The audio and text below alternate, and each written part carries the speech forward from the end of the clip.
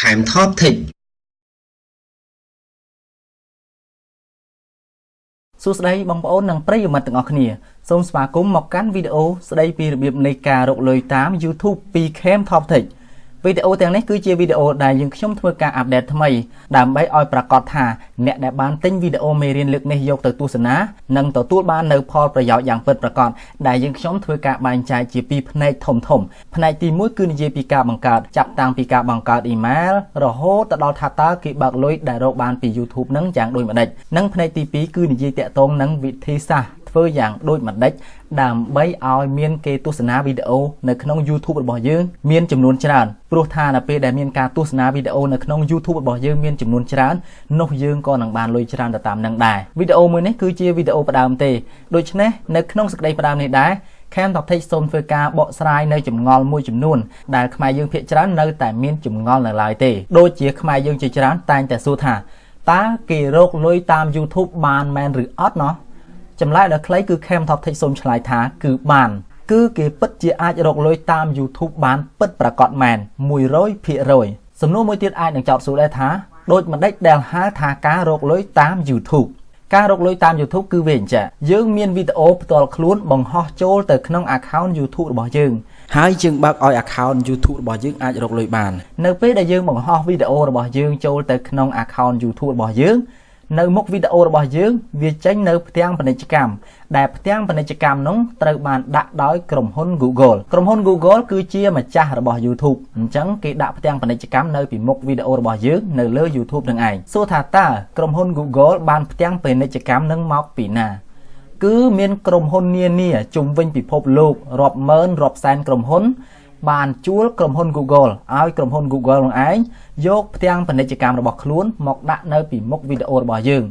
និយាយទៅក្រុមហ៊ុននានាជុំវិញពិភពលោកជួលក្រុមហ៊ុន Google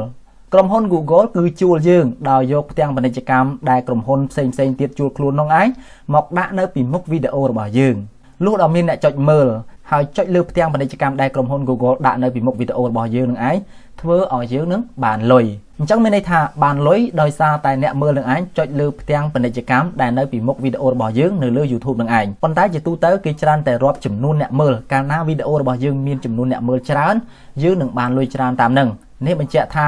កាលណាគេមើលច្រើនគេក៏ចុចលើផ្ទាំងពាណិជ្ជកម្មច្រើនតាមនឹងដែរនេះហើយគឺជាដំណើរនៃការរកលុយតាម YouTube សំណួរមួយទៀតដែលជាសំណួរសំខាន់ដែរអាចនឹងសួរថាដើម្បីរកលុយតាម YouTube បានតើអ្នករកលុយតាម YouTube នោះត្រូវមានអ្វីខ្លះទី1គឺត្រូវតែមានកុំព្យូទ័រដែលអាចប្រើប្រាស់ដើម្បីកាត់តរូបថតឬក៏វីដេអូបាននិយាយស្រួលស្ដាប់កុំព្យូទ័រដែលបងប្អូននិងប្រិយមិត្តយកមកប្រើប្រាស់ដើម្បីធ្វើការកាត់តរូបភាពឬក៏វីដេអូសម្រាប់បង្ហោះចូលនៅលើ YouTube នឹងឯងគួរតែជាកុំព្យូទ័រដែលមាន CPU ចាប់ពី Core i3 ឡើងទៅទើបវាងាយស្រួលក្នុងការប្រើប្រាស់ទី2ត្រូវមានវីដេអូផ្ទាល់ខ្លួនឬក៏មិនមានវីដេអូផ្ទាល់ខ្លួនក៏បានដែរចំពោះវីដេអូអាប់ដេតលើកនេះគឺវាមានលក្ខណៈខុសប្លែកពីវីដេអូមុនដែលពីវីដេអូមុនខេមថប់ធីកបាននិយាយថាអ្នកដែលមិនមានវីដេអូផ្ទាល់ខ្លួនគឺវីដេអូដែលចម្លងពីគេហ្នឹងវីដេអូកាត់តពីគេកណាត់ហ្នឹងគឺមិនមានផ្ទាល់ខ្លួនហ្នឹងมันអាចរកលុយតាម YouTube បានទេប៉ុន្តែយើងខ្ញុំខំរិះរកនៅវិធីសាស្ត្រនានាដើម្បីឲ្យអ្នកដែលមិនមានវីដេអូផ្ទាល់ខ្លួននឹងឯងអាចរកលុយតាម YouTube បាននឹងគេនឹងឯងតែយ៉ាងណាក៏ដោយអ្នកដែលមានវីដេអូផ្ទាល់ខ្លួនគឺងាយស្រួលក្នុងការរកលុយតាម YouTube ជាងគេចំណុចទី3ក្រៅពីមានកុំព្យូទ័រមានឬគ្មានវីដេអូផ្ទាល់ខ្លួនហើយគឺយើងត្រូវការនៅចំណុចដ៏សំខាន់បំផុតមួយដែលចេញពីក្នុងខ្លួនរបស់អ្នកដែលរកលុយតាម YouTube នឹងតែម្ដងគឺការតស៊ូបដូរផ្ដាច់ព្យាយាមធ្វើអញ្ចឹងបងប្អូននិងប្រិយមិត្តបើសិនតែយើងចង់ទិញទូរស័ព្ទទំនើបមួយឬយើងចង់ទិញម៉ូតូឬយើងចង់ទិញឡានឬក៏យើងចង់ទិញផ្ទះវាអត់សំខាន់ទេបើបងប្អូននិងប្រិយមិត្តមិនទាន់មានលុយនោះសំខាន់ថាតើបងប្អូននិងប្រិយមិត្តមានអ្វីត្រូវធ្វើមានគំនិតអ្វីវែងឆ្ងាយដើម្បីធ្វើឲ្យបានសម្រេចនៅអ្វីដែលបងប្អូនចង់បាននៅពេលដែលបងប្អូននិងប្រិយមិត្តរកឃើញថាអ្វីដែលខ្លួនត្រូវធ្វើឬក៏មានគម្រោងថាចង់ធ្វើអ្វីមួយនោះគឺបងប្អូននិងប្រិយមិត្តប្រើប្រាស់នៅការព្យាយាមតស៊ូបដូរផ្ដាច់ដើម្បីធ្វើវាដូចគ្នានេះដែរវីដេអូរកលុយតាម YouTube ទាំងនេះរបស់ខេមថប់ធីកគឺជាការងារសម្រាប់បងប្អូននិងប្រិយមិត្តវានៅតែម្យ៉ាងទេគឺការតស៊ូព្យាយាមយ៉ាងបដូរផ្ដាច់ដើម្បីធ្វើពីព្រោះការរកលុយតាម YouTube វាមិនលំបាកពេកទេហើយវាក៏មិនស្រួលពេកដែរប៉ុន្តែនៅពេលដែលយើងរកលុយតាម YouTube យូរទៅវាជោគជ័យហើយនោះគឺបងប្អូននិងប្រិយមិត្តនឹងទៅជាស្រួលវិញហើយ គឺនឹងស្រួលមែនទែនគឺដល់ខែបើកលុយដែលការងារធ្លាប់ធ្វើលំបាកលើកមុនហ្នឹងទៅជាធ្វើស្រួលដោយសារតែស្ទាត់ជំនាញហើយប្រាក់ចំណូលក៏ចេះតែកើនអីចឹងទៅនេះគឺជាការពិតមិនមែននិយាយឲ្យបងប្អូននិងប្រិយមិត្តជ្រើបជ្រួលឆាបឆេះមួយឆាវដូចភ្លើងចំបើងនោះទេគឺបងប្អូននិងប្រិយមិត្តត្រូវតែមានគោលដៅច្បាស់លាស់នៅពេលដែលទិញវីដេអូស្ដីពីរបៀបនៃការរកលុយតាម YouTube របស់ Cam Top Tech នេះយកទៅមើលយកទៅធ្វើនោះគឺថាបងប្អូននិងប្រិយមិត្តត្រូវគិតឲ្យឃើញថាតើអ្វីជាគោលដៅរបស់ខ្ញុំនៅពេលដែលខ្ញុំយកវីដេអូហ្នឹងទៅមើលសម្រាប់អ្នកដែលធ្វើការឲ្យគេធ្វើបុគ្គលិកគេបងប្អូននិងប្រិយមិត្តអាចនឹងគិតថាខ្ញុំចង់ស្វែងរកចំណូលបន្ថែមដើម្បីសម្រាលខ្លួនខ្ញុំពីការងារជាបុគ្គលិកគេឬក៏បើសិនជាកាក់កបនឹងឈប់ធ្វើជាបុគ្គលិកគេតែម្ដង